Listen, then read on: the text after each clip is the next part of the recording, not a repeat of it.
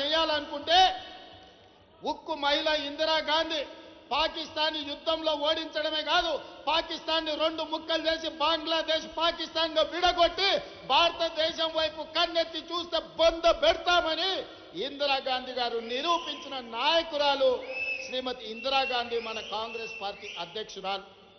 అందుకే ఆనాడు నెక్లెస్ రోడ్లో నేను చెప్పిన, నరేంద్ర మోడీ గారు మీకు ఒకవేళ ఆలోచన లేకపోతే, మీకు ఒకవేళ ఏ విధంగా పాకిస్తాన్ ఓడించాలని అర్థం కాకపోతే ఆనాటి అపరకాలి ఇందిరమ్మను ఆదర్శంగా తీసుకో, ఇందిరమ్మకు దండం పెట్టి బయలుదేరు.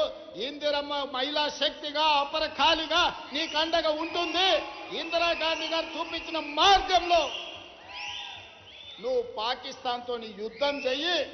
4 కోట్ల తెలంగాణ ప్రజల పక్షాన తెలంగాణ ముఖ్యమంత్రిగా నేను నీకు అండగా నిలబడతా అని చెప్పిన. ఆనాడు అందరికంటే ముందు అమరులైన చనిపోయిన పహల్గాం చలో చనిపోయిన భారతీయులకు క్యాండిల్ ర్యాలీ తెలంగాణ రాష్ట్రం మొట్టమొదట ర్యాలీ నిర్వహించింది. అదేవిధంగా యుద్ధం మొదలైన తర్వాత కేంద్ర ప్రభుత్వానికి నరేంద్ర మోడీకి అండగా నిలబడడానికి మొట్టమొదటి తిరంగా ర్యాలీ తీసి వేలాది మంది సైనికులను, పోలీసులను, ప్రభుత్వ ఉద్యోగస్తులను నెక్లెస్ రోడ్డు మీద కదం తొక్కించి ప్రధానమంత్రి మీరు యుద్ధం చేయండి, మేము అండగా నిలబడతామని తెలంగాణ 4 కోట్ల ప్రజల తరఫున మనం తిరంగా ర్యాలీ తీసి అండగా నిలబడ్డాం. మరి నేను ఇవాళ బీజేపీ నాయకులను అడుగుతున్నా, మీకు కొంచెమైన ఆలోచన ఉందా? మీ చీము నెత్తురు రక్తం ఎక్కడికి పోయింది? ఇవాళ పాకిస్తాన్ వాడు మన దేశంలో చొచ్చుకొచ్చి 26 మందిని పొట్టన పెట్టుకోవడమే కాదు, యుద్ధం నువ్వు ప్రకటిస్తే నీ యుద్ధంలో 36 మందిని కశ్మీర్లో మళ్ళీ పాకిస్తాన్ వాడే చంపితే మీరు మీ పార్టీ ఏం చేస్తున్నారు? గాడిద పళ్ళు దొమ్ముతున్నారా? నేను బీజేపీలను అడుగుతున్నా. ఇవాళ జరిగిన పరిణామాలు, ఈ దేశంలో బీజేపీ చేస్తున్న రాజకీయాలను ఈ దేశ ప్రజలు ఆలోచన చేయాలి. యుద్ధమన్నా దేశ భద్రతన్నా రాజకీయాలకు అతీతమని మన నాయకుడు రాహుల్ గాంధీ గారు చెప్తే, యుద్ధమైనా యుద్ధ నీతైనా ఏదైనా మాకు రాజకీయమే, ఎన్నికల లబ్ధి అని ఈనాడు తిరంగా ర్యాలీ పేరు మీద నరేంద్ర మోడీ గారు బయలుదేరి కాంగ్రెస్ పార్టీని, రాహుల్ గాంధీ గారిని విమర్శిస్తున్నాడు. ఇది ఎక్కడి నీతి అని నేను బీజేపీ నాయకులను అడుగుతున్నా. ఇవాళ కాంగ్రెస్ను ఎందుకు విమర్శిస్తున్నారు? 67లో చైనాను ఓడించినందుకు విమర్శిస్తురా? 71లో పాకిస్తాన్ని 2 ముక్కలు చేసినందుకు ఓడిస్తురా? మొన్న జరిగిన పహల్గాం దాడిలో నీకు అండగా నిలబడి నీకు మద్దతు ఇచ్చి యుద్ధం చేయమని వీర తిలకం దిద్ది మేం పంపిస్తే నువ్వు బుద్ధిమంతుడికి సర్ది కడతానంట, బొడ్రాయి కాడ భోంచేసి బోర్ల బుక్కలో వండుకున్నాంట. మేము నరేంద్ర మోడీ గారికి వీర తిలకం దిద్ది యుద్ధం చేయాలి అంటే నేను యుద్ధం విరమించుకున్నా అని చెప్పి ఈరోజు మోడీ గారు ట్రంప్ బెదిరిస్తే యుద్ధాన్ని ఆపేసి ఇవాళ బీజేపీ వాళ్ళకు ఏం చూసి తిరంగా ర్యాలీ చేస్తున్నారే? ఎవరి కోసం తిరంగా ర్యాలీ చేస్తున్నారు? యుద్ధంలో చచ్చిపోయిన సైనికుల గురించి ఒక్కసారి ఆలోచన చేసిండ్రా? పహల్గాంలో చచ్చిపోయిన భారతీయులైన అమాయకుల గురించి ఆలోచన చేసిండ్రా? యుద్ధం సందర్భంగా పాకిస్తాన్ పేల్చిన లాంచర్లతో కశ్మీర్లో చనిపోయిన సైనిక పౌరుల గురించి ఆలోచన చేసిండ్రా? ఇవాళ దేనికోసం బీజేపీలు తిరంగా ర్యాలీ తీస్తున్నారని నేను అడుగుతున్నా. ఆనాడు పాకిస్తాన్ మీ మీదకి వచ్చినప్పుడు మేం కావాల్సి వచ్చిందా?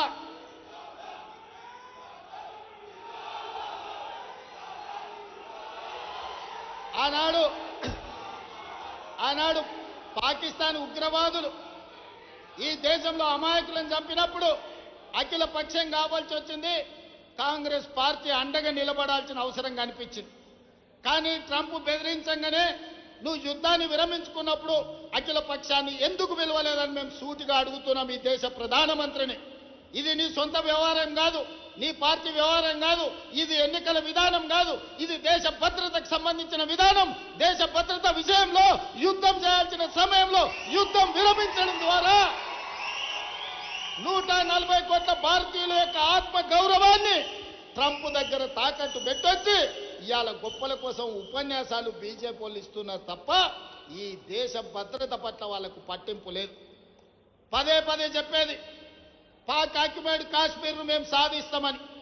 ఇవాళ నేను అడుగుతున్న బీజేపీ వాళ్ళని, పీఓకేను గుంజుకోవద్దని ఎవరు చెప్పారు? మేమందరం దేశంలో ఉన్న అన్ని రాజకీయ పార్టీలు 140 కోట్ల మంది మీకు అండగా నిలబడి పాక్ ఆక్యుపైడ్ కాశ్మీర్ను గుంజుకో, పాకిస్తాన్ ఓడించమని చెప్పినాం. బెలూచిస్తాన్ విడగొట్టి ఇంకో దేశంగా ఏర్పాటు చేయమని చెప్పినాం. బెలూచిస్తాన్ విడదీసే శక్తి నీకు లేదు, పీఓకే తెచ్చే శక్తి నీకు లేదు. కానీ ఇవాళ కాంగ్రెస్ పార్టీని మీరు విమర్శించడం ద్వారా ఏమి చెప్పదలుచుకున్నారని బీజేపీ నాయకులను నేను అడగదలుచుకున్నా.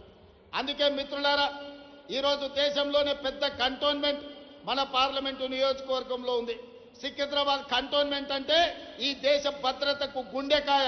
ఈరోజు ఇక్కడున్న సైనికులే ఈ యుద్ధంలో పాల్గొని ఈ తెలంగాణలో ముఖ్యంగా ఇక్కడ తయారు చేసిన యుద్ధ విమానాలే ఈరోజు యుద్ధంలో దేశం యొక్క గౌరవాన్ని నిలబెట్టినాయి.